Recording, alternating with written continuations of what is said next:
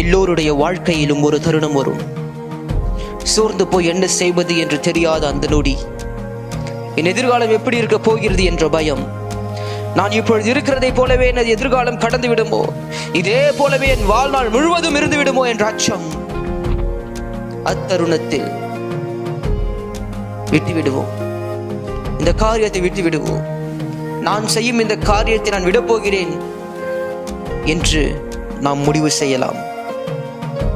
நான் உனக்கு கூறுகிறேன், நீ செய்யும் எந்த காரியத்தை வேண்டுமானாலும் நீ விட்டுவிடலாம்.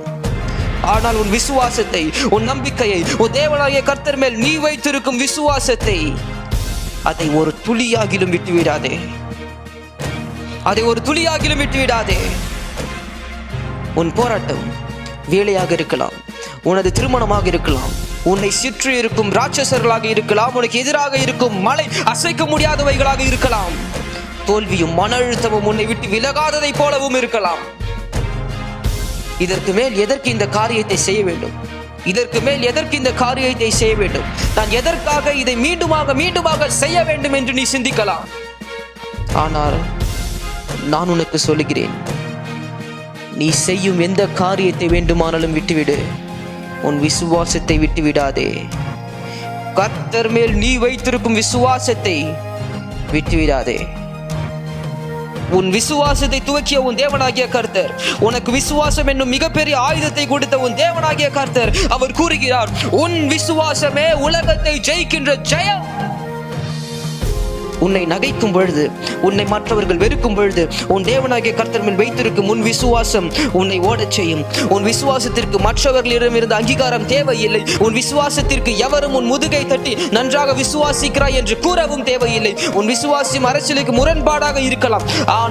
ஆனால் உன் தேவனாகிய கர்த்தர் மேல் நீ வைத்திருக்கும் விசுவாசம் மலைகளை நகர்த்தும். உன் விசுவாசம் கூறும், இயேசு கிறிஸ்துவை விசுவாசிக்கிறவர்களுக்கு ஒரு நன்மையும் குறைவுபடாது. உன் விசுவாசம் உன்னை பார்த்து சொல்லும், உன்னை பலப்படுத்துகிற இயேசு கிறிஸ்துவினாலே எல்லாவற்றையும் செய்ய உன்னால் முடியும். உன் விசுவாசம் சொல்லும், தேவன் உன் பட்சத்தில் இருக்கும் பொழுது உனக்கு எதிராக நிற்பவன் யார்? உனக்கு விரோதமாக 10,000 பேர் எழும்பினாலும் உன் விசுவாசம் அவர்களை பார்த்து தாவீது ராஜா சொன்னதை போல சொல்லும், எனக்கு விரோதமாக பாளையம் இறங்கினாலும் என் இருதயம் பயப்படாது, என் மேல் யுத்தமே எழும்பினாலும் என் இருதயம் பயப்படாது. ஏனென்றால் உன் நம்பிக்கை, உன் விசுவாசம் அது தேவனாகிய கர்த்தர் மேல் இருக்கிறது. செங்கடலை பிளந்த தேவன் மேல் இருக்கிறது. கடலை அதட்டிய தேவன் மேல் இருக்கிறது. எரியும் அக்கினியில் உன்னை பாதுகாக்கும் தேவன் மேல் இருக்கிறது. சிங்க கெபியில் போட்டாலும் உன்னை பாதுகாக்கும் தேவனாகிய கர்த்தர் மேல் உனது விசுவாசம் இருக்கிறது.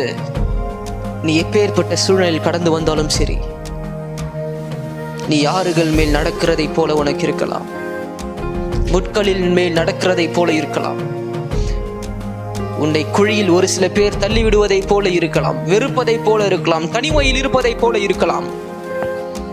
எந்த சூழ்நிலையிலும் உன்னை பாதுகாக்கும் உன் தேவனாகிய கர்த்தர் உன்னோடு கூட இருக்கிறார். உன் விசுவாசத்தை விட்டுவிடாதே. இந்த வருஷம் அநேக பேர் உன்னை கேவலமாக பார்த்திருக்கலாம், உன்னை பற்றி கேவலமாக உனக்கு பின்பாக பேசி இருக்கலாம். உன் விசுவாசத்திற்கு யாரிடமும் உனக்கு அங்கீகாரம் தேவையில்லை. உன் தேவனாகிய கர்த்தர் பார்த்து கொண்டே இருக்கிறார். நீ செய்யும் ஒரு காரியத்தையும் பார்த்து கொண்டே இருக்கிறார். நீ அவருக்காக பிரயாசப்படும் ஒரு காரியத்தையும் அவர் பார்த்து கொண்டே இருக்கிறார். தனிமையில் அழுது என்ன செய்வது என்று திகைத்து உன் மனம் உடைந்த நேரத்தையும் அவர் அறிந்திருக்கிறார். அவர் உன்னை விட்டு விலகவும் இல்லை, உன்னை கைவிடவும் இல்லை. அவர் உன்னை நேசிக்கிறார். ஒரு நாளும் புதிய கிருபையை தருகிற உன் தேவனாகிய கர்த்தர் இந்த புது வருஷத்திற்கு உனக்கு புது கிருபைகளையும் புது ஆசீர்வாதங்களையும் அவர் வானத்திலிருந்து உனக்கு தர வல்லவராக இருக்கிறார். உன் விசுவாசமே அதற்கு திறவுகோல். உன் திறவுகோலை இழந்து விடாதே. மகிழ்ச்சியாக இரு. தேவன் உன்னை ஆசீர்வதிப்பார். அவர் உன்னை பெருகச் செய்வார். உன்னை மற்றவர்களுக்கு ஆசீர்வாதமாக வைப்பார். உன் தேவனாகிய கர்த்தர் உன்னோடு இருக்கிறார். ஆமென்.